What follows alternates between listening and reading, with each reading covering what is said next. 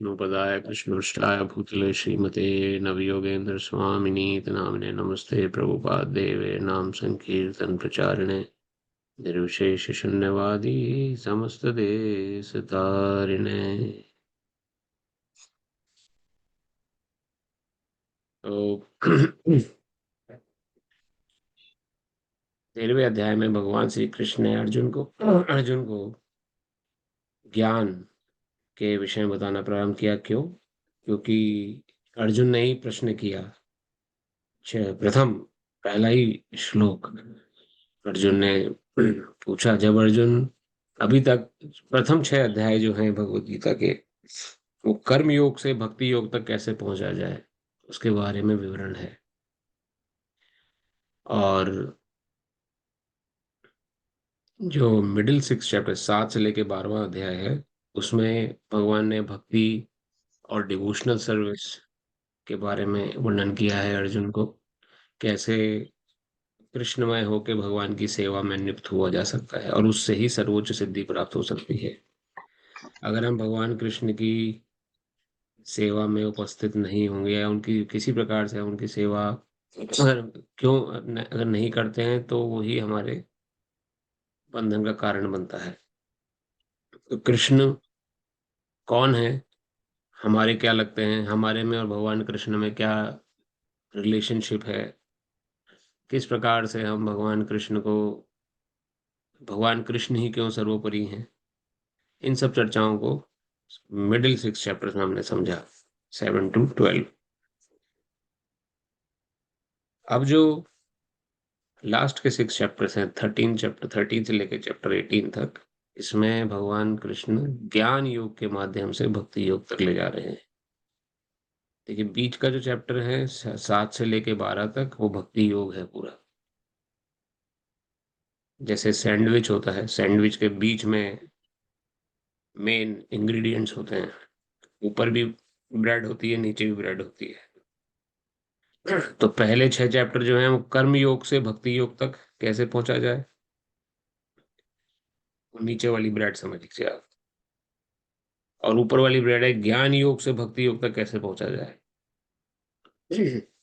और बीच का जो इंग्रेडिएंट है, मेन इंग्रेडिएंट जो है, वो भक्ति योग है, भगवत गीता की। तो इस माध्यम से अर्जुन को भगवान अब ज्ञान योग के द्वारा अर्जुन को भक्ति तक पहुंचने की कला का वर्णन कर रहे हैं। इसमें अर्जुन ने 6 प्रश्न किए कि प्रभु जब अर्जुन समझ गए, 11वें अध्याय में भगवान ने अर्जुन को विराट रूप दिखाया। विराट रूप दिखाने के बाद जब अर्जुन को ज्ञान हो गया कि ये तो कृष्ण जो हैं, ये अभी तक तो मैं इनको अपनी बुआ का बेटा या मेरा भाई मैं ये समझता था इनको, कई बार सखा कह के या अलग अलग संबोधन से इनको संबोधित भी किया था, लेकिन ये तो परब्रह्म परमेश्वर है, इन्हीं से ही सब कुछ चलायमान है। ऐसा अर्जुन ने जब विराट रूप का दर्शन किया भगवान का, तब उसे ये ज्ञान स्पष्ट हुआ। तो अब जब अर्जुन समझ गए, तो अब शिष्य की भूमिका निभाते हुए गुरु भगवान कृष्ण को गुरु बनाया और उनसे अब डिटेल में ज्ञान लेने का उनका मन हुआ अर्जुन का। क्योंकि अर्जुन, लेकिन समझा जाए तो अर्जुन पहले से ही परम ज्ञानी हैं। उन्होंने हम जीवों के लिए किस प्रकार से हम समझेंगे भगवान कौन है या मैं कौन हूँ, ये प्रकृति क्या है, किस प्रकार से भगवान और जीव में ए, क्या अंतर है, क्या अंतर नहीं है, इन सब डिटेल नॉलेज को हम कैसे समझ पाएंगे। हम जड़मती बुद्धि है हमारी, सिर्फ हम भौतिक चीजों के प्रति आकर्षित रहते हैं, या शॉर्ट साइटेड इसे कहा जाता है। फ्यूचर का भी प्लानिंग करेंगे तो खाली 10 साल 20 साल की प्लानिंग करके चुप होके बैठ जाएंगे। कोई भी इंश्योरेंस पॉलिसी आप लेंगे, सोचते हैं अरे 20 साल की इंश्योरेंस पॉलिसी बहुत है, सफिशिएंट है, या 30 साल की इंश्योरेंस पॉलिसी। तो इंश्योरेंस भी कराएंगे तो 10-20 साल या 15 साल का इंश्योरेंस कराएंगे। कभी भी ये नहीं सोचेंगे कि उसके बाद क्या होगा। हम 10-20 साल का इंश्योरेंस तो कराने की सोच रहे हैं, उसके बाद व्हाट नेक्स्ट। तो इतनी इतनी जड़ बुद्धि है हमारी, हम सभी जीवों की। और वो क्यों हो गई? क्योंकि हम इस प्रकार से इस संसार में, वही अर्जुन पूछ रहे हैं अब कि हम, कि वास्तव में अर्जुन ने जब 6 प्रश्न पूछे, छह छह चीजों के बारे में जानकारी अर्जुन ग्रहण करी थी। पहला ही श्लोक था 13वें अध्याय का, कि प्रकृति क्या है, व्हाट इज दिस नेचर, इसको हम प्रकृति बोलते हैं। और पुरुष क्या है, जीव, इस प्रकृति का भोगने वाला पुरुष यानी जीव, हम सभी जितने जीव हैं, जीवात्माएं हैं। क्षेत्र किसे कहा जाता है? क्षेत्र अर्थात शरीर। इस शरीर को कैसे समझा जाए? और क्षेत्रज्ञ, क्षेत्रज्ञ यानी शरीर को जानने वाले कौन कौन है? कौन इस शरीर को जानता है? 4 प्रश्न हुए। पांचवा प्रश्न, ज्ञान क्या है? इसे बोला जाएगा सब सुप्रीम नॉलेज, जिसको प्राप्त करने के बाद कोई और ज्ञान प्राप्त करने का उद्देश्य रह नहीं जाता है। जैसे सुप्रीम नॉलेज कहा गया, वो क्या है? और ज्ञान, ज्ञेयम, ज्ञेयम अर्थात जानने योग्य। उस ज्ञान को लेने के बाद क्या जानने योग्य है फिर? क्या जाने? जैसे कि किसी ने पीएचडी करी, पीएचडी में रिसर्च करता है कोई व्यक्ति, तो रिसर्च करने का ऑब्जेक्ट क्या है? क्या जानना चाहते हो आप? क्यों रिसर्च कर रहे हो? क्यों पीएचडी में दाखिला लिया आपने? क्योंकि हम कुछ जानना चाहते हैं, हम रिसर्च, हम आगे बढ़ के कुछ समझना चाहते हैं। तो वो होता है ऑब्जेक्ट। तो उसके लिए नॉलेज जो आप गेन करोगे, वो पीएचडी की पढ़ाई है। पीएचडी की पढ़ाई में आपने जो नॉलेज गेन करी, उसको आपने लेने के बाद फिर क्या जाना, क्या आपने फाइंड आउट किया, वो होता है गेम। तो अर्जुन ने भी पूछा कि इस संसार में जन्म लेने के बाद सबसे बड़ा ज्ञान क्या है? क्या मास्टर डिग्री कर लेना सबसे बड़ा ज्ञान है? या पीएचडी कर लेना सबसे बड़ा ज्ञान है? या डॉक्टरी कर लेना सबसे बड़ा ज्ञान है? या इससे भी अलग कुछ और चीज है? और उस सुप्रीम ज्ञान को जानने के बाद क्या जाना जाए, किस चीज, क्यों हमने वो ज्ञान अर्जित करा? तो गेयम क्या है? Object of knowledge. तो ये 6 प्रश्न। प्रकृति क्या है? पुरुष कौन है? पुरुष अर्थात जो प्रकृति का कंट्रोलर या प्रकृति का जो दोहन करता है। क्षेत्र क्या है? क्षेत्रज्ञ क्या है? ये बॉडी, ये शरीर क्या है? इस शरीर को जानने वाला कौन है? ज्ञान क्या है? और गेम, ऑब्जेक्ट ऑफ नॉलेज क्या है? तो ये प्रश्न अर्जुन ने किए भगवान से 13वें अध्याय के स्टार्टिंग में। 13वां अध्याय समझा जाए तो आप, अगर आप हम ध्यान से समझेंगे, तो 13वां अध्याय एक प्रकार की साइंस है, जिसको आप समझ लेंगे अगर, तो आपको संपूर्ण शरीर शरीर संबंधी और शरीर परे संबंधी पूरा ज्ञान हो जाएगा। भगवान का क्या, भगवान कौन है, किस प्रकार से शरीर की रचना हुई, तो ये सब चीजें 13वें अध्याय में भगवान ने संहित करी। तो हम जो अभी तक श्लोक पढ़ चुके हैं, हम 14 श्लोक पढ़ चुके हैं इस अध्याय में, जिसमें से श्लोक नंबर 7 तक, अभी तक हमने जो पढ़ा, 7 श्लोक तक भगवान ने खाली किसके बारे में बताया? अर्जुन के तीसरे और चौथे प्रश्न का उत्तर दिया। क्षेत्र क्या है, क्षेत्रज्ञ क्या है, तो प्रथम भगवान ने उन उत्तरों को देना प्रारंभ किया, जिसमें हमने समझा कि क्षेत्र किसे कहा गया है। ये शरीर जो है, ये क्षेत्र है, फील्ड ऑफ एक्टिविटी। अब इस शरीर संबंधित ज्ञान, क्षेत्र का क्या क्या ज्ञान है? इसमें 5 प्रकार के ज्ञान आते हैं। पहला ज्ञान आता है कि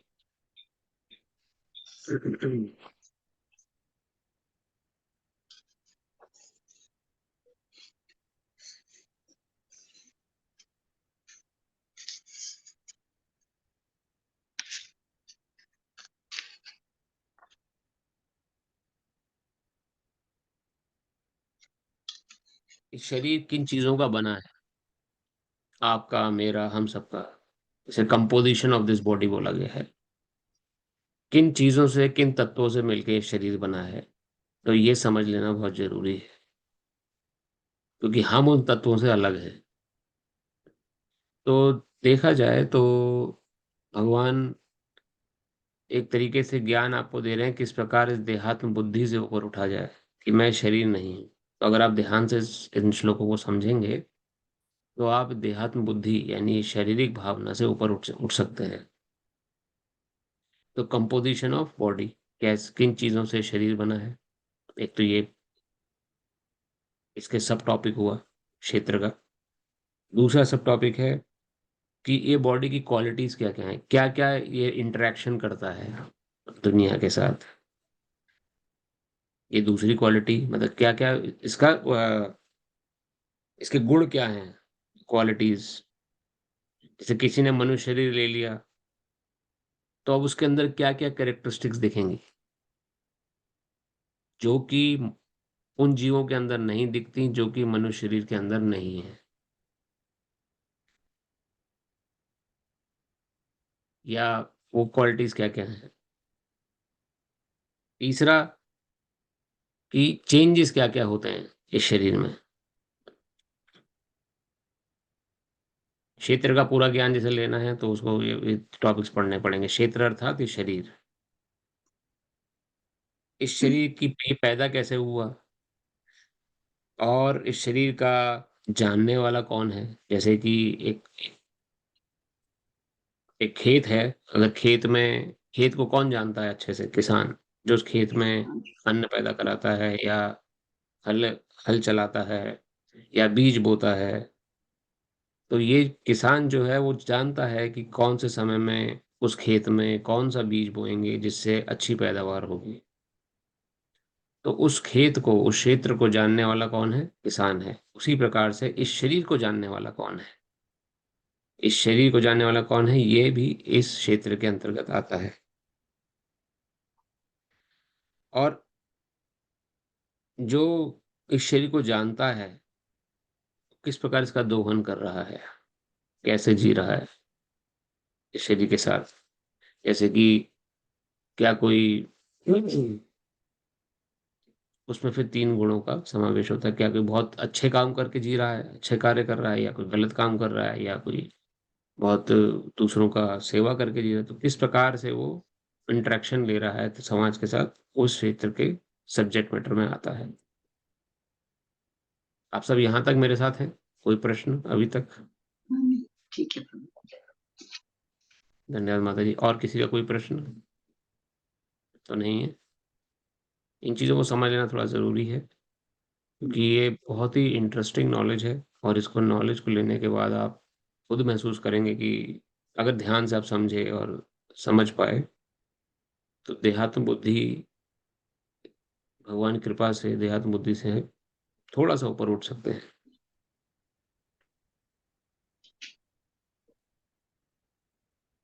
तो कोई कुछ बोल नहीं रहा है, तो इसका मतलब मैं समझता हूँ कि आप सब समझ गए हैं अभी तक।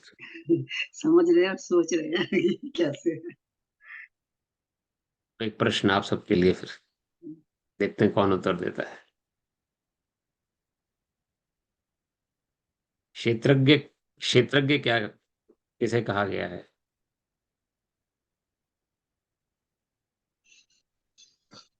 हमारा मन। शरीर को जानने वाले को क्षेत्रज्ञ कहते हैं। उत्तर आए। एक तो प्रभु जी ने बोला मन, हाँ, और हमारी माता जी ने बोला कि शरीर को जानने वाले वो क्षेत्रज्ञ। शरीर को जानने वाले। तो मन उत्तर गलत है प्रभु जी, जी। और दूसरा उत्तर सही है। शरीर को जानने वाले को क्षेत्रज्ञ कहा गया है।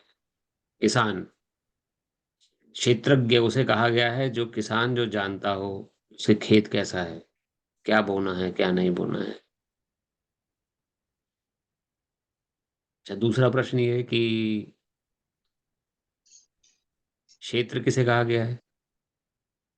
क्षेत्र शरीर को कहा जाता है। शरीर। हमारा शरीर है, ये क्षेत्र है। शरीर क्षेत्र है। और कोई प्रश्न उत्तर?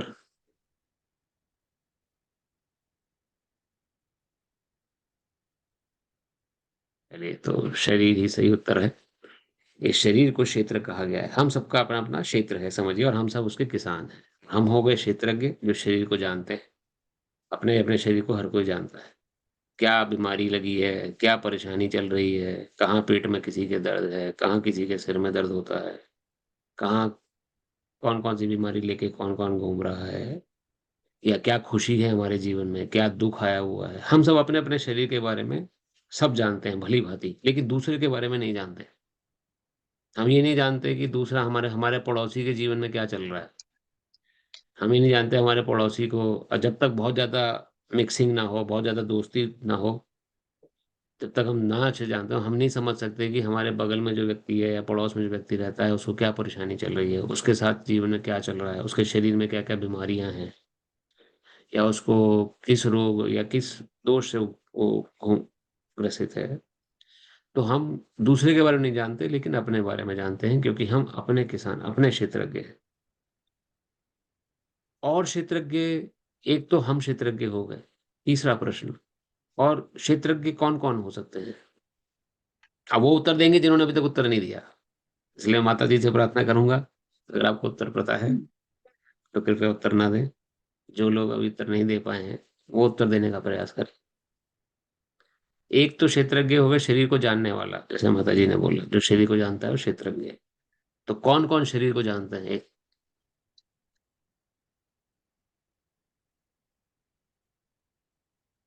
हमारे बीच में संगीता माता जी हैं। संगीता माता जी, आपसे प्रारंभ करते हैं। क्षेत्रज्ञ कौन कौन, किसे किसे कहा गया है? कुछ भी उत्तर दे सकती हैं आप। प्रभु जी मैं बाहर थी जरा, मैंने अभी अभी ज्वाइन किया है तो ज्यादा सुनने को नेटवर्क नहीं था अच्छा अच्छा, तो। कोई बात नहीं, चलिए चलिए फिर, ठीक है, कोई बात नहीं। और कोई? अ, जगदीश प्रभु, क्षेत्रज्ञ कौन कौन है? एक तो हम हो गए, हम इस शरीर को जानते हैं। और कौन इस शरीर को जानता है?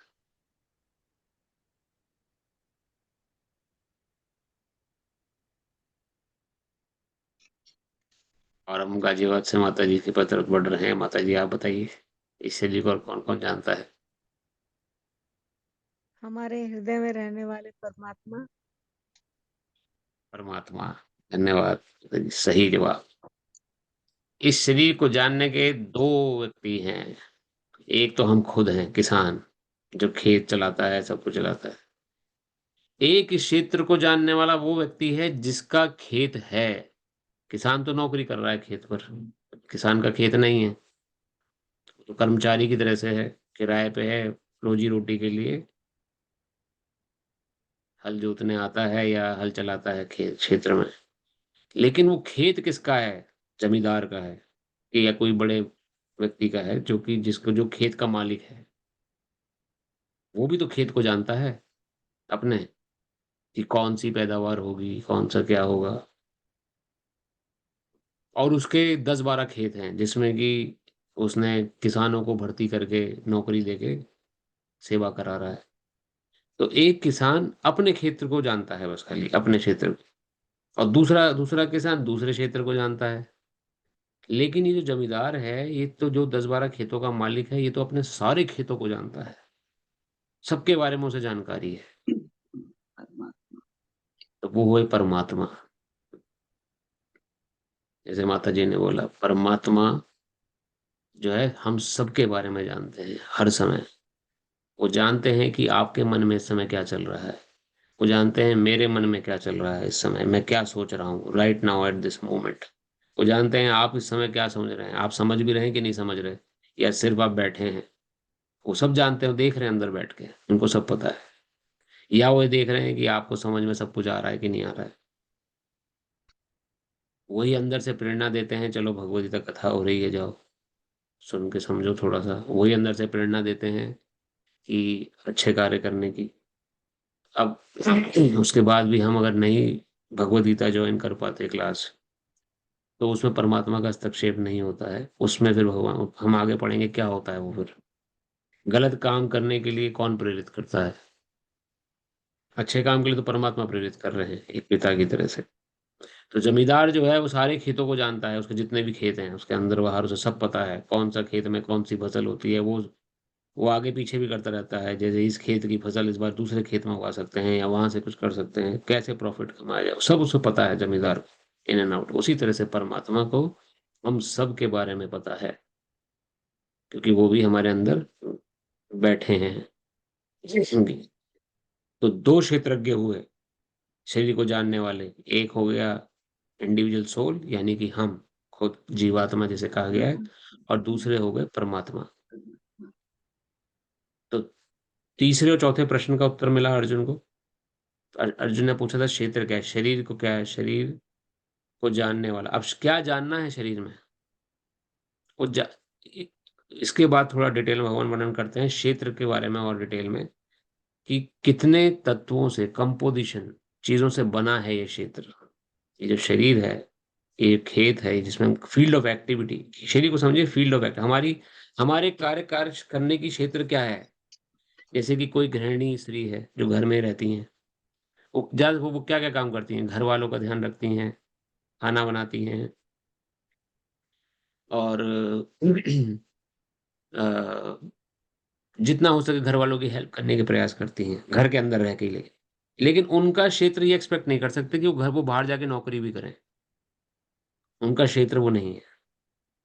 तो इस शरीर से क्या क्या काम लिया जा सकता है, वो होती है फील्ड ऑफ एक्टिविटी। क्या काम कर सकता है शरीर ये। अब कोई पुरुष है जो घर का काम नहीं कर सकता, कि उसका क्षेत्र के दायरे में नहीं है, वो बाहर का काम संभालता है, बाहर नौकरी कर रहा है, बाहर जाके काम काज कर रहा है। तो जो जो वो काम कर सकता है वो उसकी फील्ड ऑफ एक्टिविटी हो गई। तो हर एक किसी की फील्ड ऑफ एक्टिविटी जो है, जो फील्ड है, जो कार्य, जो खेत है, वो अलग अलग है। एक किसान खाली आटा ही बोएगा, गेहूं ही बोएगा खेत में।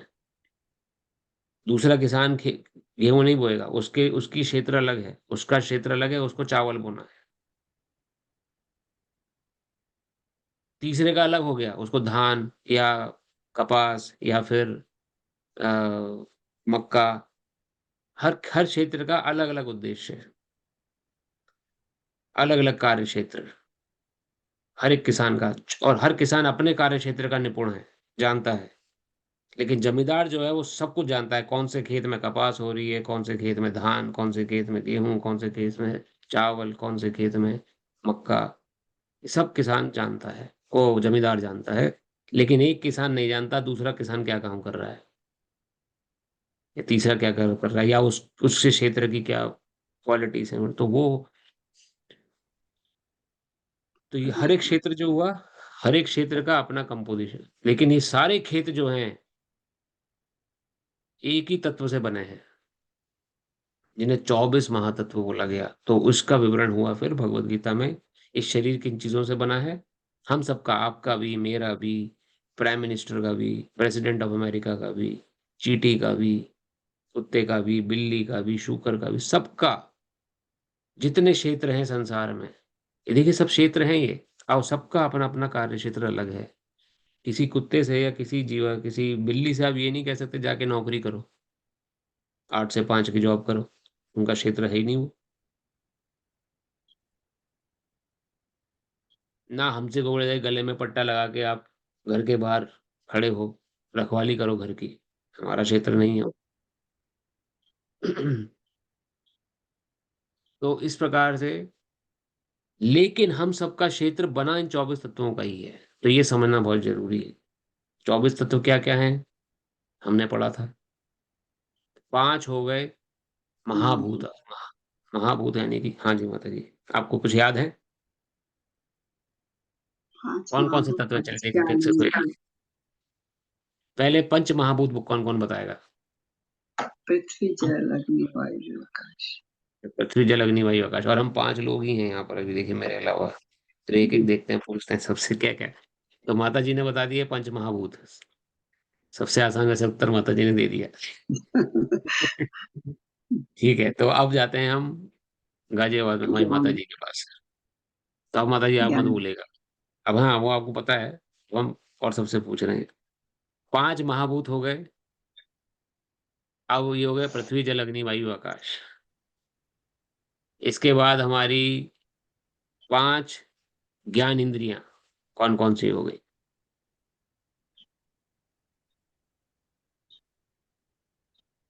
गाजियाबाद में हम अपनी माता जी से प्रश्न है ये। ज्ञान इंद्री कौन कौन सी है आँख, हमारी 5? आँख, आँख, जीभ, कान, कान, नाक जी, और जनेंद्रिया, जीवा नहीं, वो कर्म इंद्रियां हो गई। ज्ञान इंद्रिय, कर्मेंद्रिय, आँख, नाक, कान, जीवा, जीभ, टेस्ट, जी। जीभ, त्वचा, और 5वीं स्किन, त्वचा, स्किन, स्किन। त्वचा हो गई। तो ये हो गई 5 ज्ञान इंद्रिय जिससे हमें बाहर का ज्ञान मिलता है। आंख देखती है बाहर का, तब उनके दिमाग में कुछ होता है, अरे अच्छी मूवी लगी है, देख के आना चाहिए। अरे वहां पे ये कुछ चटर पटर चल रही है, कोई किसी की निंदा चुगली कर रहा है, चलो सुने जाके। कान भी उसमें उसमें वो देता है। तो कान किसी की निंदा चुगली सुनता है तो उसे ज्ञान मिलता है, कौन कैसा है, अच्छा है, बुरा है।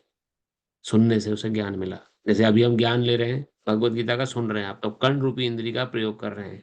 सुन रहे हैं, सुन के अंदर आपके सेंसेशन हो रही है, भावना हो रही है, और आपके अंदर ज्ञान चक्षु खुल रहे हैं, और आपको एक नया इंफॉर्मेशन मिल रही है सुनने से।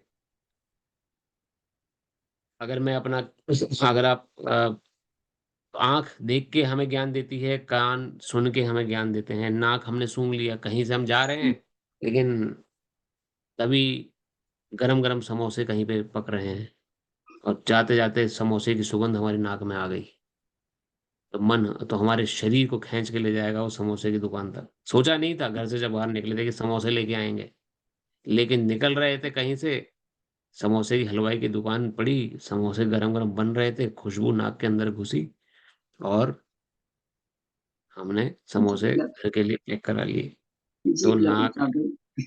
जीभ लग वो भी एक वो भी एक अब जीभ का यही काम है, देखिए नाक और जीभ, तो जीभ ये आपने कुछ स्वाद लिया तो आपको अच्छा स्वाद है गलत स्वाद है पता लगा। गाजर का हलवा खाया तो ज्ञान हो गया, अरे बड़ा स्वादिष्ट गाजर का हलवा है।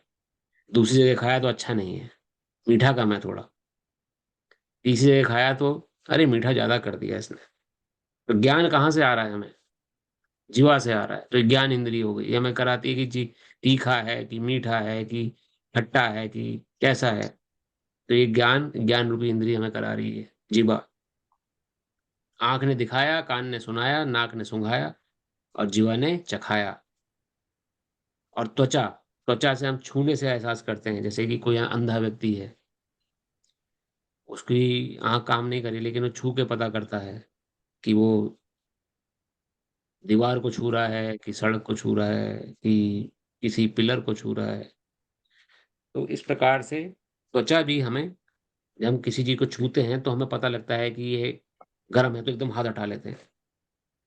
कहाँ से ज्ञान आया? किसी गर्म चीज को पकड़ लीजिए, गर्म पतीले को, तो एकदम छोड़ देंगे गर्म पतीले को। क्यों? क्योंकि त्वचा से छुआ, त्वचा ने ज्ञान कराया, हाथ छोड़ दिया एकदम। किसी ठंडी वस्तु को पकड़ लीजिए, बर्फ को हाथ में ले लिया, पता लग जाएगा अरे ठंडा है तो बहुत ठंडा है। त्वचा छूने का काम करिए, तो त्वचा भी ज्ञान इंद्री है। तो ये 5 हो गई कर्म, 5 हो गए महाभूत, पृथ्वी, जल, अग्नि, वायु, आकाश, शरीर बनाया। 5 हो गए ज्ञान इंद्रियां, आंख, नाक, कान, मुंह और त्वचा। हो गए 10। चलते हैं आगे। अब आते हैं हम लखनऊ वाली माता जी के पास हमारे। माता जी आप बताइए कि 5 इंद्रिय विषय क्या क्या है? Object of senses. कर्म। मैं आशा माता जी को म्यूट करता हूँ, उनको सारे आंसर पता है। फिर भी बताइए प्रश्न आपके लिए नहीं है माता जी। अभी आपको अनम्यूट कर दूंगा मैं थोड़ी देर में, लेकिन अभी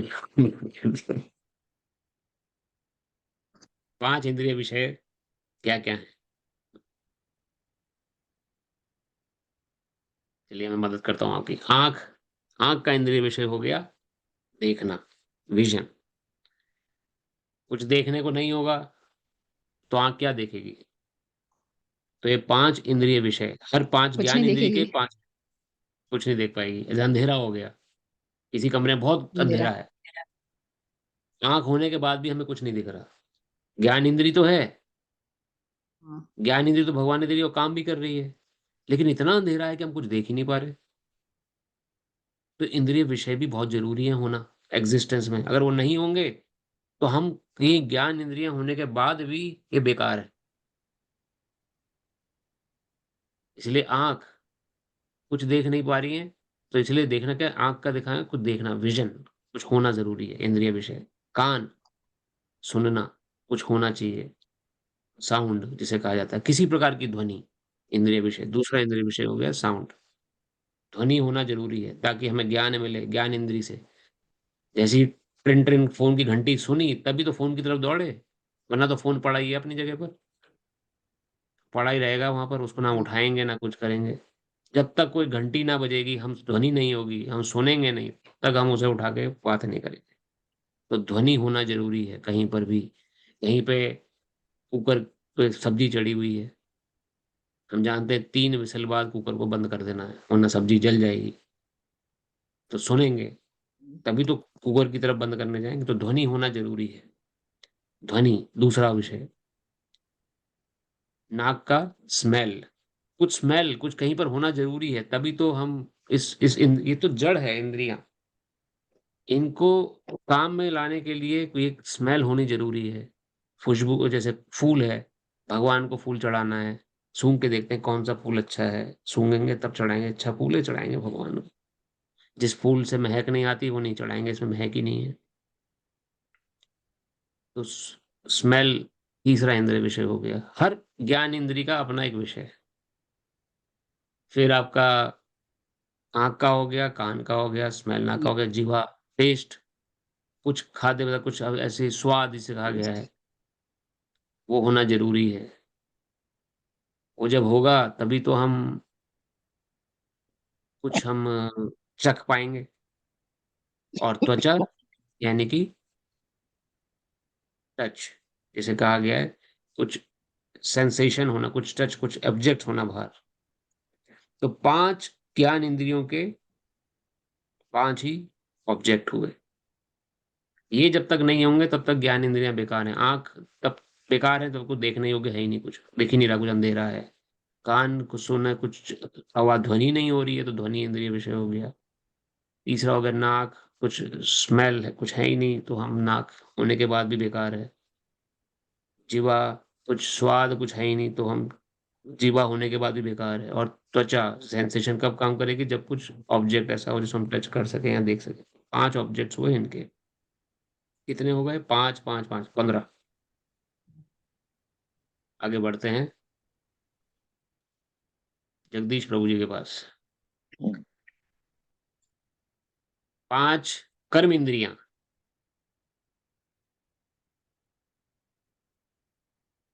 क्या-क्या हैं?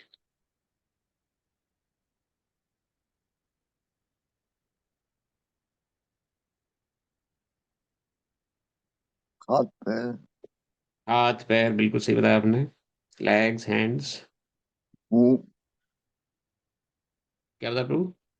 मुंह मुँह हो गया, वॉइस, और हमारे जननेंद्रियाँ जो होती हैं, सेक्सुअल ऑर्गन्स, ये या 5 कर्म इंद्रियाँ हो गई। तो हो गए 20। अब ये भी अगर नहीं होंगी तो काम कैसे करेंगे? हम काम नहीं कर पाएँगे। तो इनको काम में लाने के लिए अगर हाथ नहीं होंगे तो कैसे हम, ज्ञान भी हो गया है कि बहुत अच्छी मूवी लगी है, लेकिन जा ही नहीं पाएँगे अगर पैर ही ना हो तो। चलने के लिए कर्मेंद्री होनी ज़रूरी है ना। हमें पता लग गया एक एक हलवाई बहुत अच्छा मिठाई बनाता है, तो उस हलवाई की दुकान तक जाने के लिए पैर चाहिए, उस मिठाई को उठा के खाने के लिए हाथ चाहिए, मुँह के अंदर डालने के लिए मुँह चाहिए। तो ये कर्म इंद्रियाँ होनी बहुत ज़रूरी हैं। ये नहीं होंगी तो ज्ञान इंद्रिय और ज्ञान इंद्रिय के विषय होने से क्या लाभ हो जाएगा? कुछ विषय नहीं, कोई लाभ नहीं होगा। तो कर्म इंद्रियां होनी बहुत जरूरी हैं। तो हो गए 20 तत्व जिसे शरीर बना है। 5 महाभूत, पृथ्वी जल अग्नि वायु आकाश। 5 ज्ञान इंद्रियां, 5 ज्ञान इंद्रियों के विषय, और 5 हो गई कर्म इंद्रियां। हो गए 20 तत्व। यहां तक आप सब मेरे साथ हैं? कोई डाउट किसी को मन में कोई?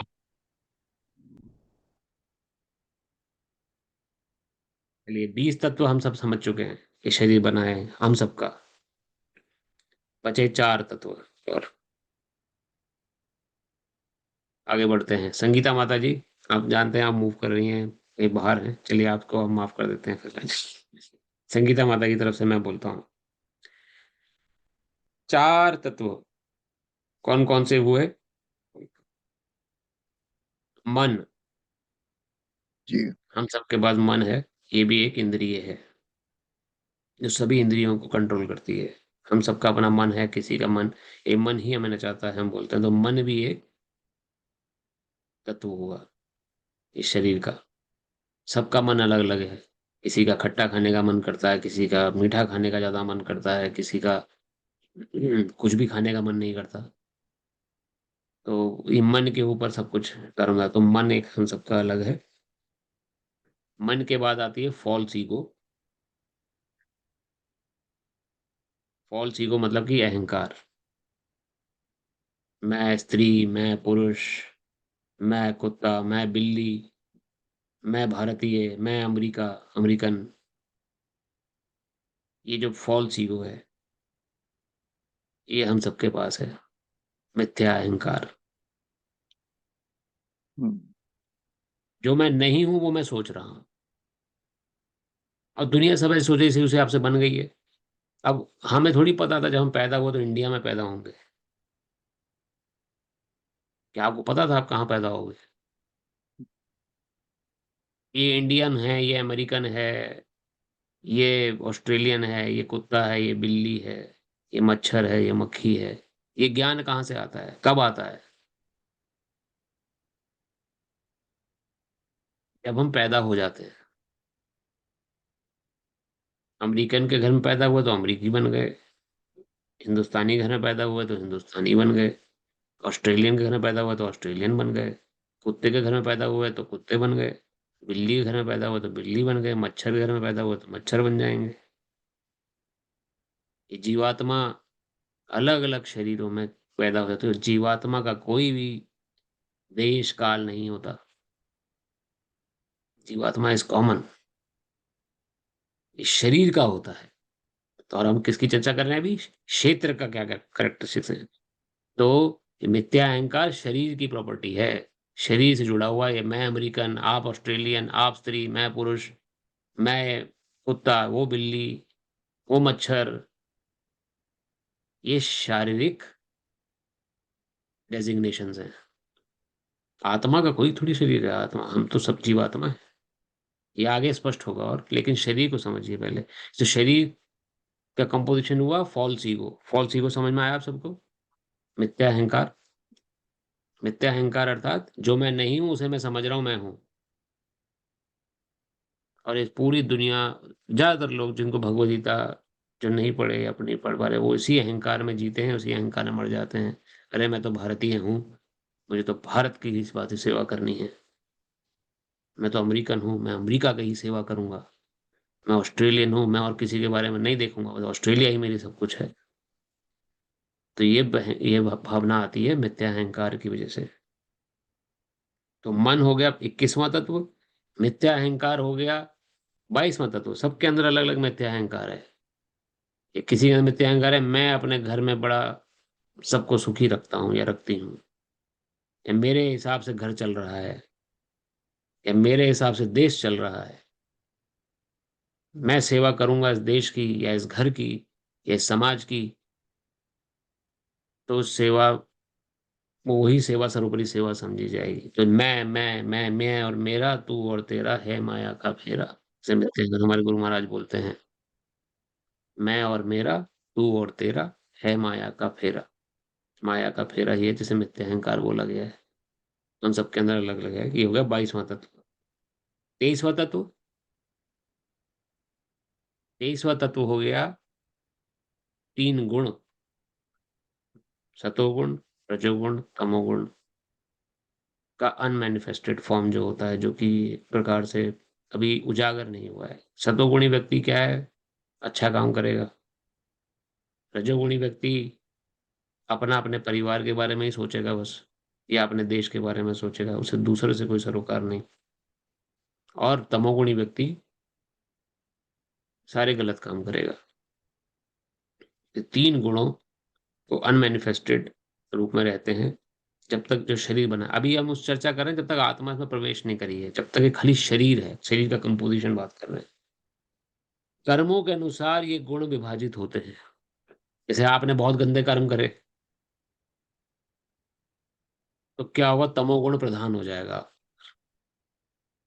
अपने आप ऑटोमेटिकली। कभी आप सोच ही नहीं पाओगे किसी के लिए अच्छा करने का। अपने आप ऑटोमेटिक मन में ख्याल आएगा, चलो उसको तंग करके आते हैं, चलो उसको गोली मार के आते हैं, चलो उसको हम परेशान करके आते हैं, चलो उसको हम कुछ भी गलत काम करके आते हैं। ये तमोगुण प्रधान। क्यों? कर्म के अनुसार जैसे कर्म हुए वैसी भावना बन गई। तो कर्मों के अनुसार ये गुण जो है मैनिफेस्ट होते हैं। अभी अनमैनिफेस्टेड रूप में रहते हैं। अनमैनिफेस्ट मतलब अभी उजागर नहीं हुए हैं, तब तक शरीर बना है। जब इसके अंदर आत्मा प्रवेश करेगी, तो आत्मा जब प्रवेश करेगी इस शरीर के अंदर, 24 तत्वों वाले शरीर में, तो उसके ऊपर क्या क्या कर्म आए, क्या क्या कर्म उसने करे कर रखे हैं, उसके अनुसार ये गुण मैनिफेस्ट होने शुरू होंगे। कोई बहुत अच्छी आत्मा उस शरीर के अंदर घुसी, जैसे आप समझिए एक दुकान पर मॉडल्स रखे हुए हैं, जैसे डमी मॉडल होते हैं ना, कपड़े पहना के उनको रख देते हैं, लेकिन उसमें अंदर कुछ वास्तव में कुछ जान प्राण नहीं होते, इंसानी शक्ल सूरत के होते हैं वो डमी मॉडल्स।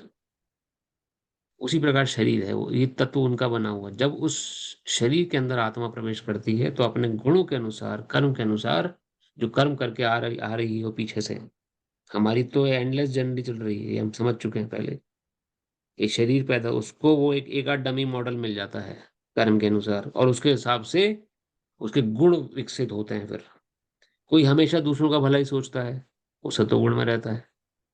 किस प्रकार दूसरे का भला हो जाए, उसके मुंह से हमेशा दूसरों के लिए आशीर्वाद निकलते हैं, या दूसरों की सेवा करना चाहता है, तो सतुगुणी भाव रहता है। किसी के मन में रहता है कि मुझे किसी से कोई लेना देना नहीं, मैं बस अपना ही, बस परिवार का, अपने परिवार का अच्छे से कर लूं, अच्छे से उसकी फ्यूचर सिक्योरिटी हो जाए, मेरा देश अच्छे से ऊपर उठ जाए, बस मुझे और कुछ लेना देना नहीं, यही मेरे जीवन का उद्देश्य है। इन कर्मों की भावना लेके जो आगे बढ़ता है वो रजोगुणी भाव को विकसित कर लेता है। और तमोगुणी जो गलत काम करता हुआ आ रहा है, वो आगे भी गलत काम करता ही रहेगा, तमोगुण को विकसित कर लेता है, जब तक उसे ज्ञान ना हो जाए भगवत गीता के माध्यम से कि भैया तुम इन सब चीजों से परे हो, ये तो शरीर के भाव लेके घूम रहे हो, कृष्ण की सेवा में लग जाओ, भगवत गीता ज्ञान को अपना लो। तब तक वो 3 गुणों की मार खाता रहता है 24 घंटा। कभी कभी सतोगुणी हो जाएगा, कभी रजोगुणी। आज बहुत पैसा है, अरे आज एक्स्ट्रा मनी हुई, मेरे मुझे बोनस मिला है, चलो आज मैं थोड़ा भगवान की सेवा में दान निकालूंगा कुछ रुपए, सतोगुणी भाव प्रधान हो गया। तुरंत खटपट हुई, घर में पता लग गया, अरे ये तो बहुत दान देता है, ये तो भगवान की सेवा में पैसा चढ़ा रहा है। तुरंत उसको घर वालों ने फटकारा, अरे क्या है, अपने परिवार के लिए तुम पैसा नहीं जोड़ रहे हो, इधर उधर पैसा उड़ा रहे हो, यहाँ दे रहे हो, उधर दे रहे हो, अपने फ्यूचर के बारे में नहीं सोच रहे हो। तो उस बेचारे के मन में भाव आ गया, अरे नहीं सही बात है, मुझे सेव करके रखना चाहिए अपने परिवार के लिए पैसा। तो सतोगुणी भाव उजागर हुआ था, सेवा करनी चाहिए भगवान की, क्योंकि जानते हैं भगवान, भगवान को क्या चाहिए, सब कुछ भगवान का ही पैसा है, सब कुछ भगवान का ही है संसार में। लेकिन भगवान को देने में हम हिचकिचाते हैं, क्यों? सोचते हैं कि हम दे देंगे तो हमारे पास क्या बचेगा। तो वो सतोगुणी भाव रजोगुण में कन्वर्ट हो जाता है। फ्यूचर के लिए सेव कर दो आप, ये सोच के कि हम ही जैसे सेव करें। वो पैसा देने वाले भी भगवान, उनकी कृपा से जो बुद्धि मिली, उस बुद्धि का उपयोग करके मैंने पैसा कमाया, लेकिन भगवान को रिटर्न में मैंने क्या दिया? कुछ नहीं। जो मैं कोई भी काम कर रहा हूँ, या कुछ भी नौकरी, या कुछ भी कैसे कर रहा हूँ, वो किस कारण से, या कोई भी व्यक्ति हमारी बुद्धि चल रही है, इसलिए हम काम कर पा रहे हैं। बुद्धि कौन चला रहा है? किसने बुद्धि दी हमें? भगवान ने। और भगवान को हमने रिटर्न में क्या दिया? भगवान को ना हम प्रेम कर पाए, ना भगवान को थैंक यू बोल पाए। उन्होंने जो हमें दिया उसका बस दोहन करा हमने। ये रजोगुणी भाव है। अब रजोगुणी में हम जैसी पैसा हमने सेव कर दिया, क्योंकि दान देने वाले थे लेकिन पैसा सेव कर दिया, लेकिन सेव करने जा रहे थे तभी कुछ दोस्त आ गए। अरे चलो आज तो वीकेंड है, छुट्टियों का माहौल है, चलो पार्टी करते हैं, एंजॉय करते हैं, पब चलते हैं या कैसीनो चलते हैं, वहां पे जाके खूब पैसा उड़ाएंगे। दिमाग में था एक्स्ट्रा मनी मिली है, कोई नुकसान भी नहीं हो रहा है, कोई हमारे महीने का खर्चा जो चलता है वो चलता ही रहेगा, ये तो एक्स्ट्रा मनी मिली है, बोनस मिला है, चलो उसे उड़ा देते हैं दोस्तों में। तो पहुंच गए पब, शराब में या गलत काम में पैसे को उड़ा दिया। एक्स्ट्रा ही मनी था, कोई नुकसान नहीं हुआ, कुछ नहीं हुआ, किसी को कोई बुरा भी नहीं लगा। ना उड़ाते हुए किसी परिवार वाले ने टोका, क्यों गलत काम करने जा रहे हो? दोस्तों ने बुलाया, जा रहे हैं, कौन रोकेगा हमें? अच्छे काम के लिए तो टोक दिया, लेकिन गलत काम के लिए कोई नहीं टोकता। ये तो गलत काम है, गलत काम करने क्यों जा रहे हो? अरे दोस्तों ने बुलाया, दोस्तों की पार्टी है, क्यों नहीं जाएंगे, एंजॉय करेंगे, ये सब अच्छा समझते हैं। या भगवान की सेवा के लिए बोला जाए कि थोड़ा सा पैसा भगवान की सेवा में लगाइए, तो वहीं पे हमें सारे अपने चीजें ध्यान आ जाती हैं। अरे मुझे फ्यूचर इन्वेस्टमेंट करनी है, मुझे ये सब करना है, मुझे करना, लेकिन वही पैसे को हम गलत चीजों में उड़ाने में कोई ना हिचकिचाता है, ना कोई रोकता टोकता है। तमोगुण, वही व्यक्ति जो सुबह सतोगुण से शुरू हुआ था, मध्याह्न दोपहर आते आते रजोगुण में हुआ सेव करने के लिए, और शाम को दोस्तों के बहकावे में आकर संग का दोष होने के कारण तमोगुण में गिर गया। तो इस प्रकार से तीनों गुण जो हैं हम सभी जीवों पर 24 घंटा लागू रहते हैं। ये एक एग्जाम्पल मैंने दिया, इसके ऊपर आप कोई भी एग्जाम्पल लगा सकते हैं, हर किसी के ऊपर। तो इस तरह से मैनिफेस्ट होते हैं ये गुण। ये होगा 23वां तत्व इस शरीर का। इन गुणों की मार ये शरीर झेल रहा है। इससे इससे बचना बड़ा मुश्किल है, तीनों गुणों से। कोई भी व्यक्ति हो जाए, चाहे प्राइम मिनिस्टर हो, चाहे प्रेसिडेंट हो, चाहे चीटी हो, चाहे साधारण मिडिल क्लास फैमिली का व्यक्ति हो, कोई भी हो, इन तीनों गुणों की मार झेलेगा ही झेलेगा वो। 23वां तत्व हो गया। 24वां तत्व क्या हुआ? बुद्धि, इंटेलिजेंस।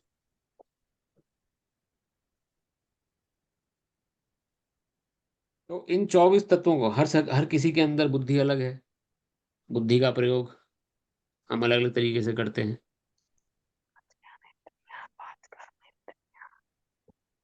हरे कृष्णा। माता जी कुछ धीरे धीरे बोल रही थी, पता नहीं सुनाई नहीं दिया।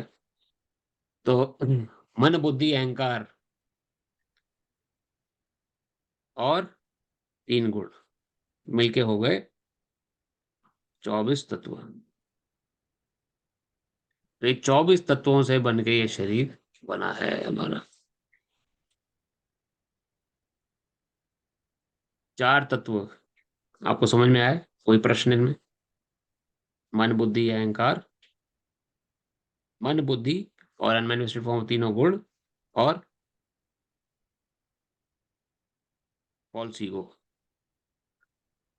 अहंकार जिसे बोला गया है।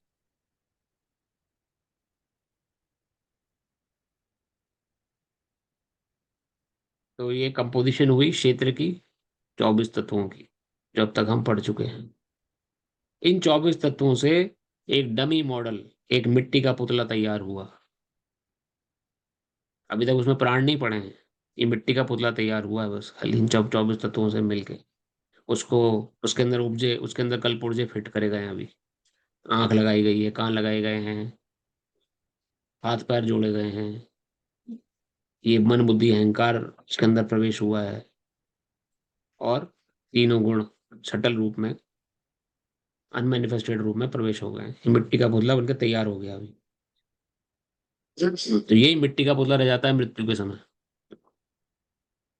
जब आत्मा निकल जाती है शरीर से।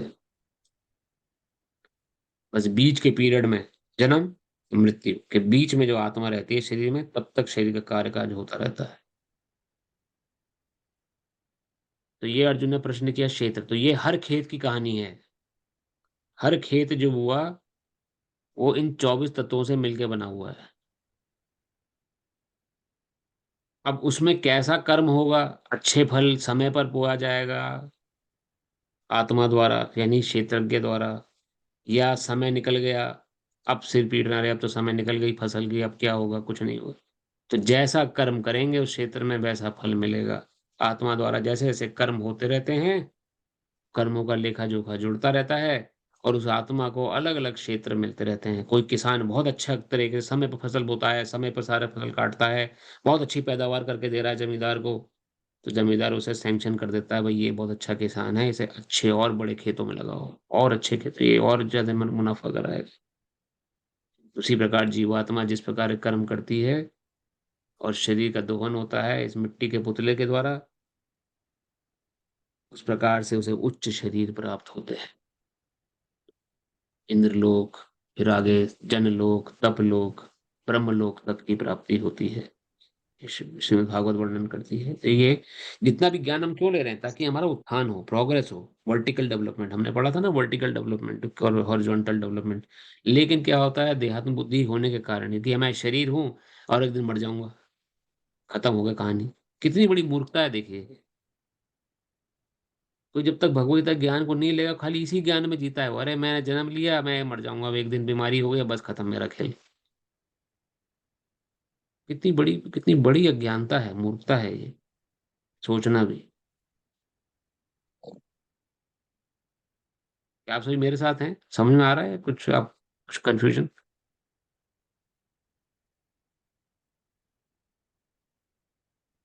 ऐसा तो नहीं बहुत हाई फाई चल रहा हो कुछ?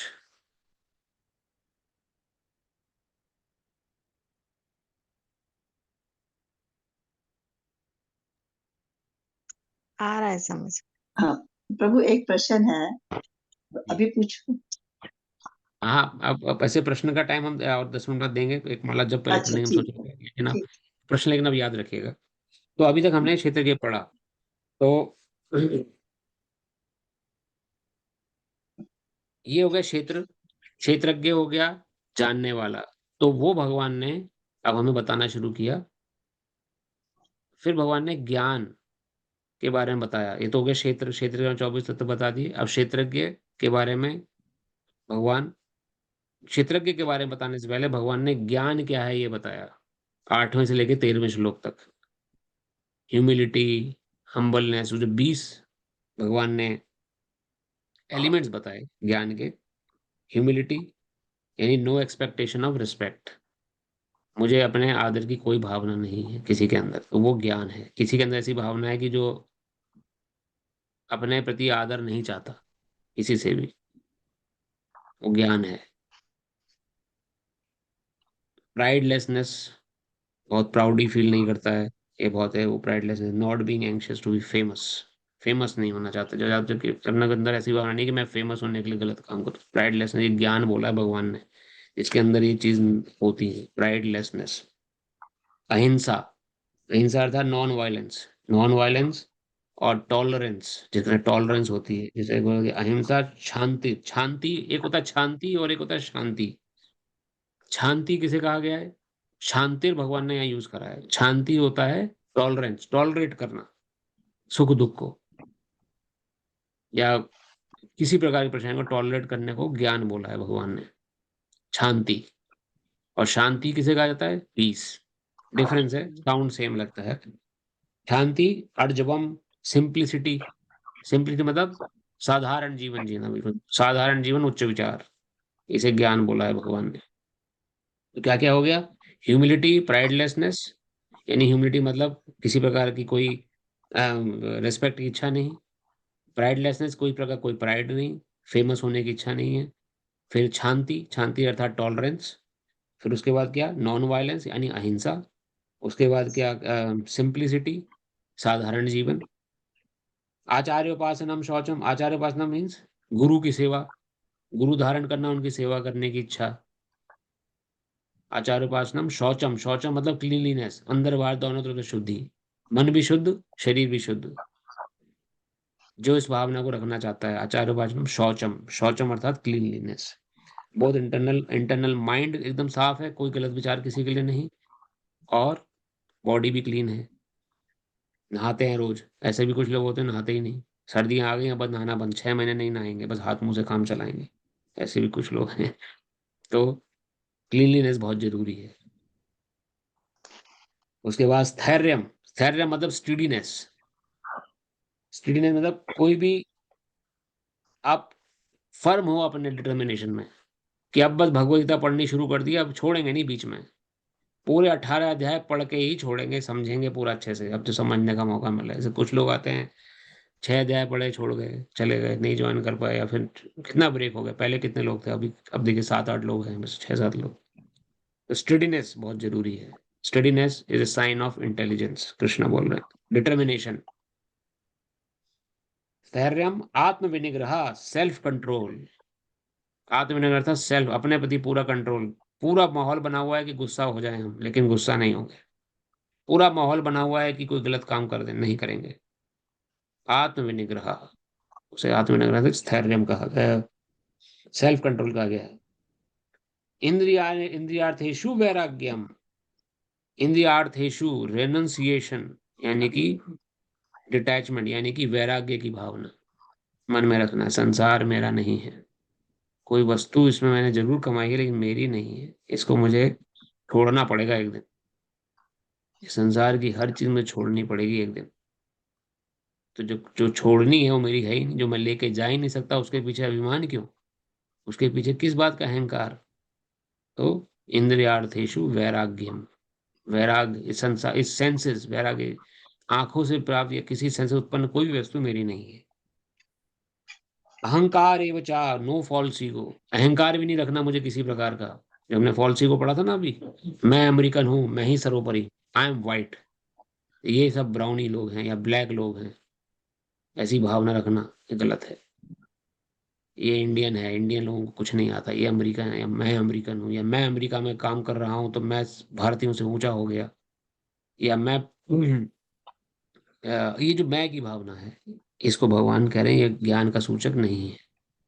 वह इसे अहंकार अहंकार एवं च, अहंकार मत अनहंकार में था, जो अहंकार ना हो वो ज्ञान है।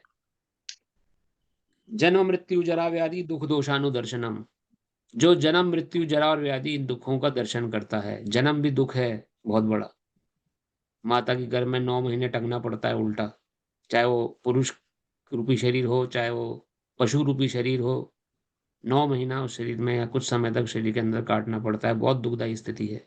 तो जब जब जन्म लेना पड़ेगा उस दुखदायी स्थिति से होकर गुजरना पड़ेगा, उस परेशानी से होकर निकलना पड़ेगा।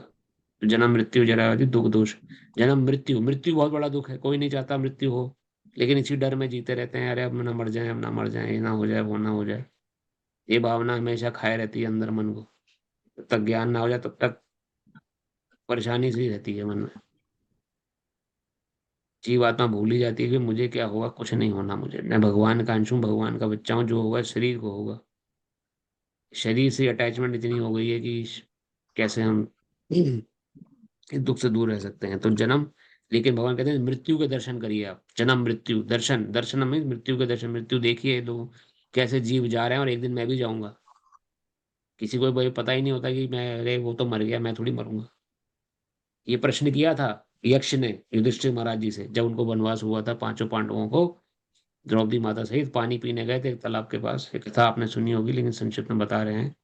यक्ष पद, ये तालाब मेरा है, इस तालाब में से मेरी प्रश्नों के उत्तर दो पहले, तभी पानी पी पाओगे। तो अर्जुन, नकुल, सहदेव, भीम, चारों ने इग्नोर कर दिया। अरे तुम कौन होते हो हम किसी के प्रश्न उत्तर देंगे। पानी पिया और शरीर त्याग कर दिया उन्होंने, मृत्यु हो गई थी उनकी, शरीर छोड़ चुके थे। तब युधिष्ठिर महाराज जी पहुंचे तो युधिष्ठिर महाराज जी देखा मेरे चारों भाइयों को क्या हो गया। तो यक्ष ने बोला मेरे प्रश्नों के उत्तर दिए बिना इन्होंने मेरा पानी पिया, इसलिए इनकी ये गति हुई है। तुम्हें मेरे प्रश्न के उत्तर देने होंगे वरना तुम्हारा भी यही हाल होगा।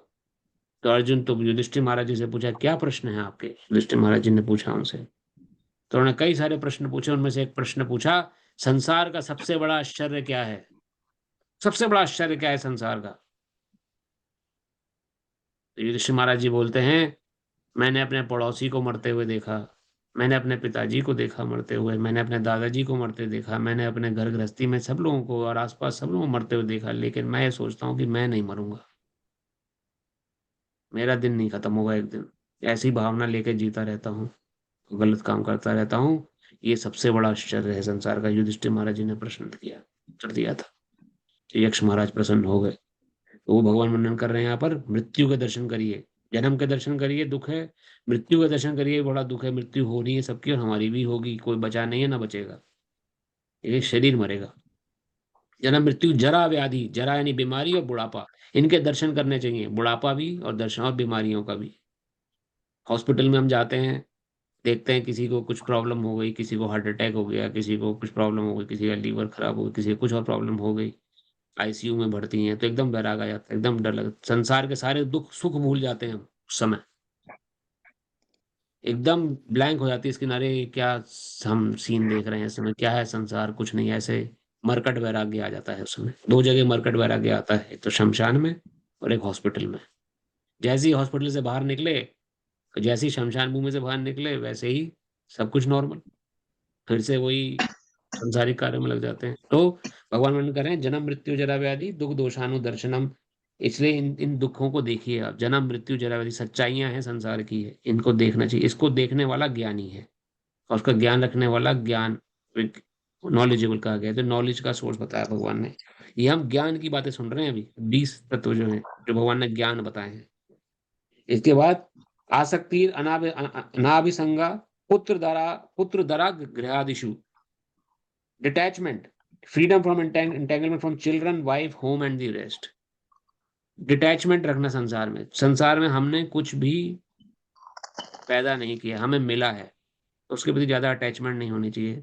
यहाँ पे भगवान स्पेशली बोल रहे हैं, पुत्र दारा गृह आदिशु, पत्नी, पुत्र और गृह के प्रति बहुत अत्यधिक आसक्ति, अत्यधिक आकर्षण, अत्यधिक अटैचमेंट होना दुख का कारण बनेगा। और जो इससे थोड़ा सा डिटैच चलता है वही सही। अब जैसे कोई अपने बच्चे से, अपने पुत्र से बहुत आसक्त है, तो अच्छी बुरी उसकी सारी बातें मान रहा है। पुत्र कहता है जी मुझे, मैंने चोरी करी, पिता बोलता है अरे छोटा ही तो है, बड़ा होगा समझ जाएगा, नहीं फटकार लगाई, क्योंकि अटैचमेंट थी। जैसे कि धृतराष्ट्र और दुर्योधन, दुर्योधन से इतना अटैचमेंट था धृतराष्ट्र को कि सारे गलत काम माफ करते गए धृतराष्ट्र उसके। ये अत्यधिक अटैचमेंट नहीं होनी चाहिए, कि गलत भी सही लगने लगे पुत्र का। अत्यधिक अटैचमेंट वाइफ से भी नहीं होनी चाहिए कि उसके गलत काम भी सही लगे। सही निर्देश देना बहुत जरूरी है। अत्यधिक अटैचमेंट किसी से होना बहुत, ये भगवान बता रहे हैं, जिसको बहुत अधिक अटैचमेंट है अपने पुत्र द्वारा, स्पेशली भगवान ने बोला है पुत्र से, और वो अपना भी बुरा करता है और अपने घर वालों का भी बुरा करता है। अल्टीमेटली वो संतान ही बड़े होकर बिगड़ेगी, जैसे दुर्योधन के साथ हुआ। और इसलिए अत्यधिक अटैचमेंट भगवान ने मना करी है। जो उसके बिना रहता है वो समझदार है, इंटेलिजेंट है। नित्यम च समाचित्वम स्थानी स्थानी तो इष्ट इष्ट अनिष्ट उपातिषु, इष्ट अनिष्ट, नित्यम च समाचित्वम, इवन माइंडेडनेस। नित्यम च समाचित समझ, इवन माइंडेड, चाहे अच्छा हो चाहे बुरा हो, इवन माइंडेड है हम, कोई हमें फर्क नहीं पड़ रहा है। इसके लिए प्रैक्टिस चाहिए, एकदम से नहीं होगा, लेकिन ये ज्ञान बोला गया जो सम रहता है हर परिस्थिति में। नित्यम चाहे समाज, चाहे कुछ भी हो रहा हो, चाहे स्त्री चाहे पुरुष, उसको कभी मन में ये बात नहीं आती अरे मैं तो स्त्री हूं, मैं डिपेंडेंट हूं, या मैं पुरुष हूं, मैं सर स्ट्रांग हूं। पूर्ण रूपेण भगवान की शरण में रह के सोचता है कि सब कुछ भगवान की इच्छा से हो रहा है, और जो कुछ होगा भगवान की इच्छा से होगा। सम भाव रख चलता है, वो ज्ञानी है, भगवान बोल रहे हैं। Even mindedness amend pleasant and unpleasant events, जो कोई भी हमारे साथ प्लीजेंट या अच्छे या अनप्लीजेंट बुरे सरकमस्टांसेस आ रहे हैं, उसमें समभाव रखना। सब कृष्ण का है। अच्छे विचार भी कृष्ण ने दिए, अच्छा समय भी कृष्ण ने दिया, बुरे विचार बुरे कृष्ण, बुरे विचार तो हमारे, लेकिन बुरा समय हमारे कर्मों से आया है, उसमें संभाव रख के चलना चाहिए। मई चानन्य योगे न भक्तिर व्यभिचारिणी, मई चानन्य योगे न। अब देखिए यहाँ तक की तो जो सारी बातें हमने सुनी, ये ज्ञानी और एक भक्त दोनों में सेम होती है, यानी संभाव रखने तक। जो ज्ञानी व्यक्ति होता है लेकिन जो भक्त नहीं है, जिस ज्ञानी हो गए वो, कई लोग भक्त नहीं होते, वो ज्ञान रखते हैं लेकिन भगवान की भक्ति नहीं कर रहे, जैसे मीराबाई ने भक्ति करी, जैसे सुदामा जी ने भक्ति करी। तो ज्ञानी और भक्त में अंतर आता है इसमें, मई चा अनन्य योगे ना भक्ति अव्यभिचारिणी, यानी कि मेरे प्रति अनन्य भक्ति, भगवान कृष्ण कह रहे हैं, एक भक्त को ज्ञानी से डिफरेंट कर देती है। ज्ञानी जो है वो अपने ज्ञान में बढ़ चढ़ के बोलता है मैं बड़ा ज्ञानी, जैसे ब्रह्म ज्ञानी व्यक्ति होते हैं, कौन भगवान, निराकार मानने लगते हैं भगवान को। लेकिन भक्त जो है ये सब ज्ञान तो रखता ही है, लेकिन भगवान को भोग भी लगाता है, भगवान को तुलसी पत्र, भगवान को कपड़े भी पहनाता है। लेकिन ज्ञानी व्यक्ति जो होता है सोचता है भगवान, हाँ, भगवान कोई शरीर नहीं हो सकते, भगवान तो किसी प्रकार के उनके अंदर कोई शारीरिक बोध नहीं है, वो तो शरीर से परे हैं, निर्गुणातीत हैं और पर ब्रह्म परमेश्वर ब्रह्म प्रकाश हैं। ऐसी भावना लेके वो आगे चलता है ज्ञानी व्यक्ति। लेकिन भक्त क्या करता है, भगवान मेरी तरह ही है, उनके भी हाथ पैर टांग मुंह नाक है, उनको भी मैं कपड़े पहनाऊंगा, उनको भी सर्दी लगती है, उनको भी रजाई उड़ा के सुलाऊंगा, उनको भी 3 वक्त का भोग लगाऊंगा। तो भक्त भक्ति भाव में यहाँ अंतर आ जाता है। वो भगवान ने वर्णन कर रहे हैं, भक्त मई चा अनन्य योगेन, मेरे प्रति अनन्य भक्ति, मई चा अनन्य योगेन भक्ति अभिचारिणी, और वो किसी प्रकार से भी डिविएट नहीं होता उस भक्ति से, चाहे कैसी सिचुएशन हो जाए, अमीर है चाहे गरीब है, लेकिन भगवान की भक्ति चल रही है। विविक्ता देशा सेवित्वम अरातिर ज्ञान समाधि, सिक्यूर्ड लिविंग, लिविंग डिवोटी एसोसिएशन, मतलब कि भक्तों के बीच में रहने की भावना, बस संसारिक लोगों में ज्यादा मिक्सअप ना होना, जो कि इधर उधर की बातें करते हैं, ऐसी भावना। काम के लिए जाना, उनके काम उनके लिए निकालने, थोड़ी उनसे बातचीत करना, लेकिन ज्यादा मिक्सअप ना होना, इसे ज्ञान बोला गया कि भक्तों के बीच में रहे आप बस, जो इन लाइक माइंडेड लोगों के बीच में। अरातिर जन समाधि से detachment from general mass of people, general mass से डिटैचमेंट, यानी कि जो जनरल मास है, जो कॉमन पीपल है, उनसे थोड़ा डिटैचमेंट रखना, थोड़ा सिक्योर लेने की, उसको ज्ञान बोल रहे हैं भगवान। अध्यात्म ज्ञान नित्यत्वम accepting the importance of self realization, इस चीज को, ये जो ज्ञान हम ले रहे हैं इस समय, इस ज्ञान को जानने की भावना, इसको जानने में इच्छुक होना, इस जानने को कि और जाने और समझें क्या है ये ज्ञान, और किस प्रकार से भगवान समझा रहे हैं, और जानने की इच्छा, जो ललक है अंदर, वो ललक पैदा होना। ये नहीं कह रहे ये तो सब वो किताबी गाते हैं, ये असलियत में थोड़ी होती है, ये नहीं। भगवान कह रहे हैं जो ये इच्छा, एंथुजियाज्म, जो कि एक्साइटमेंट जानने का, और कि क्या भगवान संबंधी ज्ञान और समझें और जानें और अपने को ज्ञान में ऊपर बढ़ाएं, ये ज्ञान बोला है भगवान ने। तत्व ज्ञानार्थ दर्शना, और भगवान तत्व ज्ञानार्थ, तत्व ज्ञान का दर्शन करना, यानी और जानने भगवान असल में क्या चल रहा है, कौन भगवान है, कैसे भगवान सब कंट्रोल कर रहे हैं, मैं कौन हूं, मेरे और भगवान में क्या रिश्ता है, कैसे मैं भगवान को प्राप्त कर सकता हूं या कर सकती हूँ, किस प्रकार से मेरे जीवन का उत्थान हो सकता है, इसमें जागरूकता लेके आगे बढ़ने का प्रयास, ये भगवान ज्ञान बोल रहे हैं। तत्व ज्ञानार्थ दर्शना, तत्व ज्ञानार्थ के तत्व ज्ञान के दर्शन करने की अभिलाषा। तत्व ज्ञान क्या है, वास्तव में कैसे संसार में भगवान कार्यरत हैं, किस प्रकार से भगवान की मैं सेवा कर सकता हूं। तो ये सब ज्ञान, 20 तत्व, 20 एलिमेंट्स को भगवान ने श्लोक नंबर 8 से लेकर श्लोक नंबर 12 तक, 13 तक, 12 तक भगवान ने बोला ये ज्ञान है। ये 20 तत्व आप पढ़िए जरूर, और रोज पढ़िए। 13वें अध्याय के श्लोक नंबर 8 से लेकर श्लोक नंबर 12 तक, ये ये 20 के 20 एलिमेंट में से हम कुछ भी एलिमेंट अपने अंदर लाते हैं तो हम ज्ञानी हैं, हम ज्ञान रखते हैं। अब इसके बाद हम 15वें श्लोक तो आ गए थे, आज को आगे बढ़ने का मौका नहीं मिल रहा, क्योंकि हम उसी को रिवाइज कर रहे थे जो अभी तक हमने पढ़ा है। चैप्टर थोड़ा सा रिवीजन लेना जरूरी है। 13वें श्लोक से लेके 19वें श्लोक तक जो है भगवान ने अपने बारे में बताया है, क्षेत्रज्ञ, क्षेत्रज्ञ अर्थात परमात्मा कैसा है। तो उसमें हम पढ़ चुके थे अभी तक कि भगवान ने अपने बताया कि मैं, मेरे हाथ सर्वत्र हैं और सभी प्रकार से मैं सभी के बारे में जानता हूँ। तो उसको डिटेल में हम 13वें श्लोक से नेक्स्ट वीक लेंगे। तो अभी तक का जो ज्ञान है 13वें अध्याय का, उसमें भगवान ने अर्जुन के क्षेत्र रूपी प्रश्न के उत्तर दिए कि क्षेत्र क्या है, किस चीजों से बना है, क्या उसके अंदर 4 चेंजेस होते हैं। चेंजेस का हमने डिस्कस नहीं किया, 6 प्रकार के चेंजेस होते हैं इस सभी के शरीर में। पैदा होता है, बढ़ता है, कुछ समय तक स्टेबल रहता है, कुछ उत्पादन करता है, फिर डिक्लाइन होता है और फिर मर जाता है ये शरीर। ये जो मिट्टी का पुतला है, इसके अंदर ये 6 काम करने की योग्यता है। पहले तो बढ़ेगा, पैदा होगा, यही पैदा होता है, आत्मा पैदा नहीं होती है। देखिए यहाँ पे अंतर है। शरीर, क्षेत्र पैदा हो रहा है, क्षेत्र क्रिएट हो रहा है, ना कि क्षेत्रज्ञ। क्षेत्र क्रिएट हुआ, उसकी ग्रोथ हुई, बड़ा हुआ, फिर कुछ समय तक स्टेबल रहा, यानी कुछ यौवन अवस्था रही, 20 साल से लेके 23 साल, 23 साल 40 साल तक कुछ स्टेबल रहा अपने शरीर में, अपने यौवन अवस्था में। उसके बाद कुछ पैदा हुआ, यानी बच्चे पैदा हुए, बाई प्रोडक्ट उत्पन्न हुए, ये पैदा करने की शक्ति है शरीर में। उसके बाद डिक्लाइन होना शुरू होता है, धीरे धीरे क्षीण होता है, फिर बुढ़ापा आता है। जब 40-50 साल में बुढ़ापा थोड़ा सा और तीव्र बनता है, 50 से 60 साल में और थोड़ा तीव्र हो जाता है बुढ़ापा, और फिर अंत में शरीर नष्ट हो जाता है। ये शरीर की कहानी है, हर शरीर की। लेकिन आत्मा इससे अलग है, यानी आप और हम इन सबसे अलग हैं। हम बस इस शरीर को बैठ के चला रहे हैं, ये शरीर का दोहन हो रहा है जो हो रहा है अभी तक। तो ये अर्जुन को क्या तीसरा चौथे प्रश्न का उत्तर दिया था भगवान ने। क्षेत्रज्ञ है, क्षेत्रज्ञ जानने वाले का भगवान ने। और ज्ञान क्या है, इसका उत्तर भगवान दे चुके हैं। ये 20 एलिमेंट जो हैं वो ज्ञान के थे। इनमें से हम ज्ञान अर्जित करते हैं, ह्यूमिलिटी, हम्बलनेस, प्राइडलेसनेस, भगवान के प्रति भक्ति भाव, किसी प्रकार का अहंकार ना होना, डिटैचमेंट, अत्यधिक अटैचमेंट ना होना पुत्र दारा से। और इस प्रकार से जीवन जीने वाला व्यक्ति ज्ञानी है, ज्ञान है। अच्छा, इस ज्ञान को लेने के बाद ज्ञेयम क्या प्राप्त कर लेगा वो?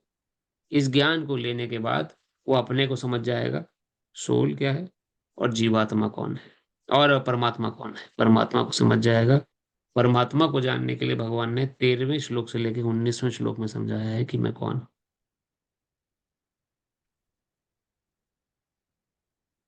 तो ये अभी तक हम 13वें अध्याय में पढ़ चुके हैं। आपसे विनम्र विनती है, कृपया करके इसको घर में भी आप पढ़ें जब समय मिले, और हो सके तो मनन करें। इन बातों मनन नहीं करेंगे तो जिस जड़ बुद्धि में हम पैदा हुए उसी जड़ बुद्धि में रह जाएंगे, आगे नहीं बढ़ पाएंगे। तो इन शब्दों के साथ हम कथा को आज यहीं विराम देते हैं। आज एक माला जप, अगर आपका समय हो तो एक माला जप हम कर लेंगे, लेकिन पहले प्रश्न उत्तर ले लेंगे। माता जी का एक प्रश्न था, उसके बाद हम एक माला जप साथ मिलकर करेंगे, और फिर कथा को विराम देंगे। हरे कृष्ण। कृष्णा प्रभु। माता जी क्या प्रश्न एक है, साधारण सा प्रश्न है कि जैसे हम हमारे कर्म हमारे हर जीवन में हमारे साथ आते हैं। जी।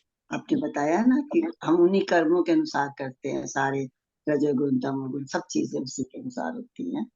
तो एक भगवान है, एक तरफ भगवान है, एक तरफ हमारे कर्म है। और हम कहते हैं भगवान के हाथ में कठपुतली है, वो जैसे हमें चाहता है वो करता है। हम पूजा पाठ अगर वो प्रेरणा देता है तो हम करते हैं, एक तरफ ज्ञान लेते हैं। तो इन सब का आपस में कोरिलेशन कैसे? अगर कर्म प्रधान है तो फिर ईश्वर का रोल कहा जाता है कि हम कर्मों से चलते जा बहुत रहे हैं, अच्छा, चलते जा रहे हैं। बहुत और अच्छा अगर प्रश्न है ईश्वर माता जी। प्रधान है तो फिर जैसे वो सद्बुद्धि देगा हम वैसे करते जाएंगे, फिर कर्म कहाँ से आए? बहुत तो वो अच्छा प्रश्न कर्म है। उसी की प्रेरणा से हुए ना हमारे। बहुत ही अच्छा प्रश्न है आपका। और बड़ा इसका है तो उत्तर, अजीब सा, बस नहीं नहीं, मन में अजीब चल बिल्कुल रहा था तो। अजीब नहीं है। देखिए ये सारे प्रश्न अर्जुन कर चुके हैं। अगर आप नहीं, शुरू आप से अगर समझा आपने भी सुना चुके होगा, होंगे पर मेरी आ- समझ में अगर आप, थोड़ा सा डाउट। नहीं बहुत अच्छा आपके मन में प्रश्न है मत ही इसको। मैंने एक और बिल्कुल अजीब प्रश्न नहीं है, गलत प्रश्न नहीं है कि अगर भगवान सर्वोपरि है तो हमारे कर्म कहाँ से आ गए? फिर भगवान तो चाहे तो हमें इसी में लगा नहीं लें। तो वही प्रेरणा दे रहा है ना कि ऐसा कर्म करो, हम कर रहे हैं। वो हमें अगर भक्ति की लाइन सिखा रहा है तो भक्ति की लाइन जा रहे, ज्ञान की लाइन सिखा रहा है तो ज्ञान की जा रहे। तो इनका आपस में क्या कोरिलेशन है? बहुत अच्छा माता जी आपका प्रश्न है। अब इसको मैं एक थोड़ा एनालॉजी समझाऊंगा, जैसा कि भगवान, जैसा कि श्रील प्रभुपाद के माध्यम से हमने समझा। एक बहुत ही दयालु पिता है, उसके 2 संतानें हैं। एक संतान तो पूरे अपने पिता की बात सुनती है, जैसा पिता ने कहा,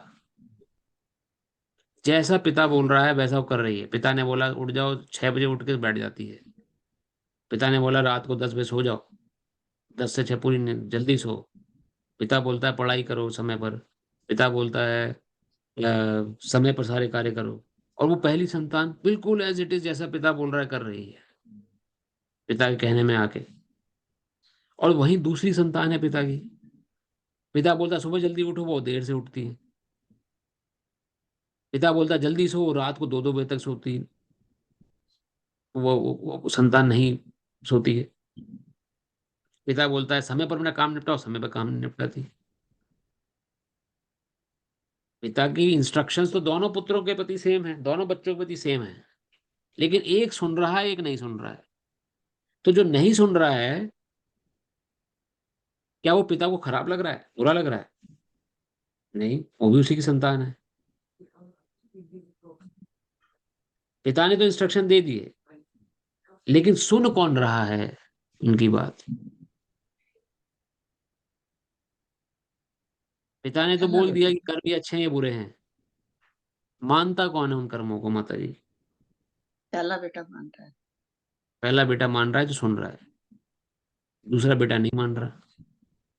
तो क्या दूसरा बेटा को पिता छोड़ दे?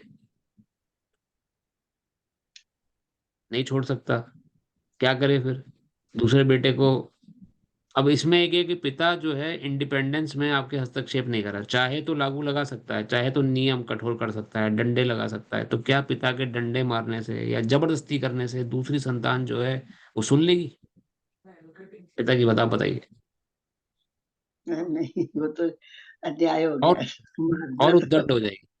अन्याय, हाँ। आपने खुद बोला अन्याय हुआ, तो इसलिए भगवान कहते हैं भगवद गीता में, तो शायद प्रथम 6 अध्यायों में जो वर्णन आता है कि मैंने हर जीव को माइन्यूट इंडिपेंडेंस, स्वतंत्रता दी है, जिसे कहते हैं चॉइस। हमारी जीवन, हमारे जन्म लेने पे हमारा कोई चॉइस नहीं है, हम कहाँ जन्म लेंगे, किसके घर में जन्म लेंगे, किस परिवार में जन्म लेंगे, या किस देश में जन्म लेंगे, उसमें हमारा कोई कंट्रोल नहीं है।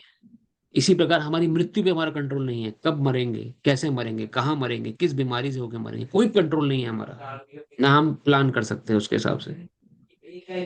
तो अगर हम बर्थ को समझें लेटर बी और डेथ को समझें लेटर डी, तो बी और डी पर तो हमारा कोई कंट्रोल नहीं है। बी और डी के बीच में आता है लेटर सी, तो सी कम्स फॉर चॉइस। अब हमने क्या चॉइस ली, क्या हम पहले पुत्र की तरह बने या हम दूसरे पुत्र की तरह बनेंगे? हम्म। वो इंडिपेंडेंस हम सबके ऊपर है, उसमें वो भगवान का कोई हस्तक्षेप नहीं है। अच्छा, वो हमें ज्ञान हालांकि देता है। ज्ञान दे दिया उन्होंने कि भैया ये गलत है तुम्हारे लिए, ये सही है। हाँ, अब ज्ञान चॉइस से। तुम्हारी है। अब पहले पुत्र ने हम्म। चॉइस ली कि पिता के हिसाब से चलूंगा, उसके साथ जीवन जीव को पिता ने ज्ञान दे दिया, मैं चॉइस उसके हिसाब से मैं चल रहा हूँ। दूसरे पुत्र को भी चॉइस मिली, उसने बोला कौन पिता कैसा पिता है भी पता नहीं, मैं उसकी बात नहीं मानूंगा, अपने हिसाब से चलूंगा, जैसा मैंने जीवन वैसा चलूंगा मैं। तो अब यहाँ होते हैं कर्म खराब। हम्म। पहले पुत्र ने पिता की बात एकदम वर्ड टू वर्ड मानी, तो उसके अच्छे कर्म बनते चले गए। ये पिता की आज्ञा में चल रहा है, तो आगे पिता ही उसकी सहायता करेगा, पिता के प्रति उसकी उसकी भावना अच्छी है तो क्या पिता भी उसकी हेल्प करेगा, आगे उसके कर्म अच्छे होते जाएंगे। दूसरे पुत्र ने पिता की बात नहीं सुनी, देर से सोया, रात को देर से सोया, सुबह देर से उठा, सेहत खराब होनी शुरू हो गई। कर्म खराब हुए तो कर्म का रिएक्शन आना शुरू हो गया। तो यहाँ माता जी कर्म खराब होते हैं। पिता ने इंडिपेंडेंस दी है, लेकिन उस इंडिपेंडेंस का दुरुपयोग जब होता है तो हमारे कर्म खराब होने शुरू होते हैं। वहां से फिर हमें ये तीनों गुण बांध लेते हैं, रजोगुण सतोगुण तमोगुण। तमोगुण में, रजोगुण में बंध जाते हैं जब हम अपनी इंडिपेंडेंस का दुरुपयोग करते हैं। तो इस वजह से भगवान हस्तक्षेप नहीं करते। अगर भगवान हस्तक्षेप करते तो भगवान को डिक्टेटरशिप बोली जाती है, डिक्टेटर है तो जैसा भगवान ने बोल दी। यही तो भगवान की खूबी है कि भगवान डिक्टेट नहीं कर रहे हैं आपको, भगवान सलाह दे रहे हैं। और भगवत गीता अगर आप हमारे साथ जुड़ी रहेंगी, आखिरी श्लोक, आखिरी चैप्टर में 78वां 76वां श्लोक है, भगवान कह रहे हैं अर्जुन को, हे अर्जुन मैं तुम्हें कर्म योग का ज्ञान दिया, ज्ञान योग का ध्यान दिया, ध्यान योग का ज्ञान दिया, भक्ति योग बताया, सारा ज्ञान मैंने तुम्हें बता दिया है। अब यथा इच्छासी तथा कुरु, अब जैसी तुम्हारी इच्छा हो वैसा करो, जिसको तुम्हें अपनाना है वैसा करो। तुम्हें मेरी बात माननी है तो चलो, नहीं मानना है तो चलो। अब भगवान कहते नहीं करो, तुम नहीं करोगे तो पाप भोगोगे, नरक में जाओगे, यहाँ जाओगे, वहां जाओगे, तुम्हें करना पड़ेगा, नहीं तुम्हें तुम्हें पनिशमेंट दूंगा, मैं तुम्हें डंडे लगाऊंगा, मैं तुम्हें दंड दूंगा। तो अगर ऐसा भगवान बोलते तो डिक्टेटरशिप हो जाती। तो ऐसे भगवान नहीं है। भगवान कृष्ण परम पिता है, इसलिए साधारण जैसे एक दयालु पिता है। अब उस दूसरा व्यक्ति जो, तो आपके प्रश्न का पहले आपको उत्तर मिला कि नहीं मिला, माता जी बताइए। मिल गया, समझ आ गया। हाँ, शुक्रिया प्रभु। अब इसमें एक छोटी सी लाइन और भी है, उसके बाद हम कथा विराम देंगे। उस दूसरे पुत्र को भगवान छोड़ेंगे नहीं जो उनकी बात नहीं सुन रहा है, उसको बार बार मौका देंगे भगवान। जैसे पिता बार बार अपने उस पुत्र को मौका देता है ताकि वो पहले पुत्र की तरह से आ जाए, और एक दिन आ जाएगा, उसको उसे कर्म के साथ फटकारा लगेगी लगेगी। तो इसलिए कर्म ज्ञान, कर्म का जो लेखा जोखा भगवान ने बनाया, ये हमें फटकार मिलने के लिए बनाया ताकि हम धीरे धीरे पहले पुत्र की तरह बन जाए। ये होना बहुत जरूरी था। एक कर्म, अगर कर्म का विधान ना होता तो हमें फटकार पड़ती ही नहीं कभी भी, तो फटकार ना पड़ती तो हम कभी सुधरते नहीं। तो ये सुधारने के लिए पूरा साइकिल है, कर्मों की साइकिल जिसे कहा गया है। हाँ, ये ठीक फटकार है। पड़ते पड़ते जब हम पहले पुत्र की तरह बन जाएंगे, तो अंत में भगवान के अपने पिता के पास चले जाएंगे। वहीं तो जाना है हम सबको, अपने पिता से मिलने। पिता हमारे इंतजार में है। पिता से मिलना कब होगा? जब पिता के अनुरूप चलेंगे। ठीक है माता जी। ठीक है, बहुत बहुत शुक्रिया प्रभु। हरे कृष्णा। हरे कृष्ण। तो आज समय थोड़ा सा ऊपर बहुत हो गया है, लेकिन माला जप नहीं हुई है। अगर आप सब अनुमति दें तो क्या एक माला जप कर लें, या आप सब अपने हिसाब से आप कर करेंगे? कर लेते हैं आपके साथ ही। माता जी का तो विचार आ गया, और सब भक्त लोग, जगदीश प्रभु, संगीता माता जी और लखनऊ से माता जी, माला साथ कर लें एक एक। ठीक है। चलिए ठीक है, एक माला जप कर लेते हैं ताकि हमारा संकीर्तन भी हो जाए, ठाकुर जी का नाम भी हो जाए साथ में मिलके। नमा ओम विष्णु पदाय कृष्ण पृष्ठाय भूतले श्रीमते नवयोगेन्द्र स्वामिनी नामिने नमस्ते प्रभुपाद देवे नाम संकीर्तन सुचारिणे धन्यवाद। नमा ओम विष्णु पदाय कृष्ण पृष्ठाय भूतले श्रीमते भक्ति वेदांत स्वामिनी नामिने नमस्ते सरस्वती देवे गौरवाणी प्रचारिणे निर्विशेष शून्यवादी पाश्चात्य देश तारिणे। जय श्री कृष्ण चैतन्य प्रभु नित्यानंदा श्री अद्वैत गदाधर श्रीवासादि गौर भक्ता वृंदा। हरे कृष्ण कृष्ण कृष्ण हरे हरे, हरे राम राम राम हरे हरे, हरे कृष्ण कृष्ण कृष्ण हरे राम राम हरे हरे, हरे कृष्ण कृष्ण कृष्ण हरे राम राम राम हरे हरे, हरे कृष्ण कृष्ण कृष्ण हरे राम राम हरे हरे, हरे कृष्ण कृष्ण कृष्ण हरे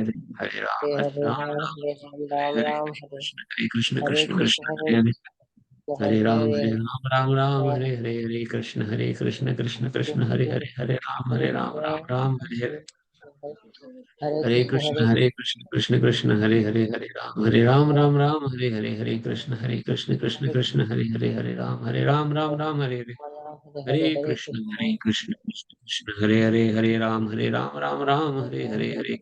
कृष्ण कृष्ण कृष्ण हरे राम राम हरे हरे, हरे कृष्ण कृष्ण हरे राम हरे हरे, हरे कृष्ण कृष्ण हरे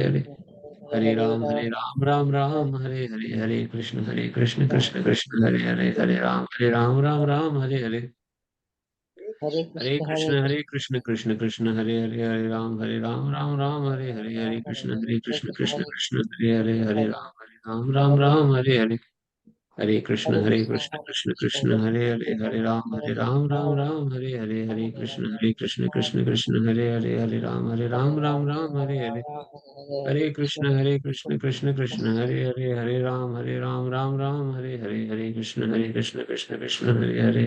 राम हरे हरे, हरे कृष्ण कृष्ण हरे राम हरे हरे, हरे कृष्ण कृष्ण हरे राम राम हरे हरे, हरे कृष्ण कृष्ण हरे राम हरे हरे, हरे कृष्ण कृष्ण हरे राम राम हरे हरे, हरे कृष्ण कृष्ण हरे राम हरे, हरे कृष्ण कृष्ण हरे राम हरे हरे, हरे कृष्ण कृष्ण हरे राम हरे हरे, हरे कृष्ण हरे राम हरे हरे, हरे कृष्ण कृष्ण हरे राम हरे कृष्ण। हरे कृष्ण कृष्ण हरे राम राम हरे कृष्ण कृष्ण कृष्ण हरे राम राम राम हरे, हरे कृष्ण कृष्ण कृष्ण हरे हरे, हरे राम राम राम हरे हरे, हरे कृष्ण कृष्ण कृष्ण हरे राम राम हरे हरे, हरे कृष्ण कृष्ण कृष्ण हरे हरे, हरे राम राम हरे हरे, हरे कृष्ण कृष्ण कृष्ण हरे हरे, हरे राम राम हरे हरे, हरे कृष्ण कृष्ण कृष्ण हरे हरे, हरे राम राम हरे हरे, हरे कृष्ण कृष्ण कृष्ण हरे राम राम हरे हरे, हरे कृष्ण कृष्ण कृष्ण हरे हरे, हरे राम राम हरे कृष्ण कृष्ण कृष्ण हरे राम राम हरे हरे, हरे कृष्ण कृष्ण कृष्ण हरे हरे, हरे राम हरे कृष्ण कृष्ण कृष्ण हरे हरे, हरे राम हरे हरे, हरे कृष्ण कृष्ण कृष्ण हरे हरे, हरे राम हरे हरे, हरे कृष्ण कृष्ण हरे कृष्ण कृष्ण हरे हरे हरे, हरे राम हरे हरे, हरे कृष्ण कृष्ण कृष्ण हरे हरे, हरे राम हरे हरे, हरे कृष्ण कृष्ण हरे हरे, हरे राम हरे हरे, हरे कृष्ण कृष्ण हरे हरे, हरे राम हरे हरे, हरे कृष्ण कृष्ण हरे हरे, हरे राम हरे हरे, हरे कृष्ण कृष्ण हरे हरे, हरे राम हरे हरे, हरे कृष्ण कृष्ण हरे हरे, हरे राम हरे हरे, हरे कृष्ण कृष्ण हरे हरे, हरे राम हरे हरे, हरे कृष्ण कृष्ण हरे हरे, हरे राम हरे हरे, हरे कृष्ण कृष्ण कृष्ण हरे हरे, हरे राम हरे हरे, हरे कृष्ण कृष्ण कृष्ण हरे हरे, हरे राम हरे हरे, हरे कृष्ण कृष्ण कृष्ण हरे हरे, हरे राम हरे हरे, हरे कृष्ण कृष्ण कृष्ण हरे हरे, हरे राम हरे हरे, हरे कृष्ण कृष्ण कृष्ण हरे हरे, हरे राम हरे हरे, हरे कृष्ण कृष्ण कृष्ण हरे हरे, हरे राम हरे हरे, हरे कृष्ण कृष्ण कृष्ण हरे हरे, हरे राम हरे हरे, हरे कृष्ण कृष्ण कृष्ण हरे हरे, हरे राम हरे हरे, हरे कृष्ण कृष्ण कृष्ण हरे हरे, हरे राम हरे हरे, हरे कृष्ण कृष्ण कृष्ण हरे हरे, हरे राम हरे हरे, हरे कृष्ण कृष्ण कृष्ण हरे हरे, राम हरे हरे, हरे कृष्ण कृष्ण कृष्ण हरे हरे, राम हरे हरे, हरे कृष्ण कृष्ण कृष्ण हरे हरे, हरे राम हरे हरे, हरे कृष्ण कृष्ण कृष्ण हरे हरे, हरे राम हरे हरे, हरे कृष्ण कृष्ण कृष्ण हरे हरे, हरे राम हरे हरे, हरे कृष्ण कृष्ण कृष्ण हरे हरे, हरे राम हरे हरे, हरे कृष्ण कृष्ण कृष्ण हरे हरे, हरे राम हरे हरे, हरे कृष्ण कृष्ण कृष्ण हरे हरे, हरे राम हरे हरे, हरे कृष्ण कृष्ण कृष्ण हरे हरे, हरे राम हरे हरे, हरे कृष्ण कृष्ण कृष्ण हरे हरे, हरे राम हरे हरे, हरे कृष्ण कृष्ण कृष्ण हरे हरे, हरे राम हरे हरे, हरे कृष्ण कृष्ण कृष्ण हरे हरे, हरे राम हरे हरे,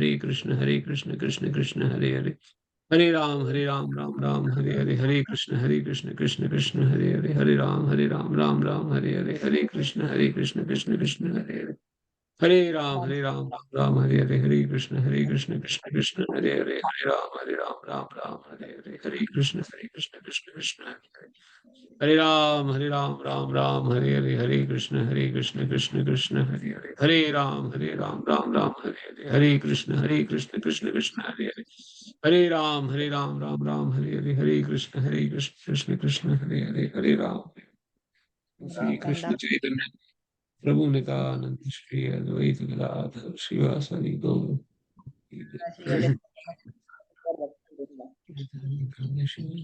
श्रीवासदि गौर। ये बहुत बहुत धन्यवाद। आप सभी माला कंटिन्यू रखिएगा और ना खत्म हुई हो तो, और आपसे प्रार्थना है कि आते रहिए, आप सब आएंगे तो प्रोत्साहन मिलता है हमें भी, हम भगवद गीता को आगे बढ़ा रहे हैं, और भगवान से हमारी यही प्रार्थना है कि भगवान की कृपा आप सब पर बनी रहे और आप भगवद गीता के ज्ञान को आत्मसात कर सकें और अपने जीवन में उसको उपयोग में ला सकें। इन्हीं शब्दों के साथ हरे कृष्णा। हरे कृष्णा प्रभु, धन्यवाद बहुत बहुत आपका। हरे हरे कृष्ण, कृष्ण। हरे कृष्ण। हरे हरे कृष्ण। कृष्ण।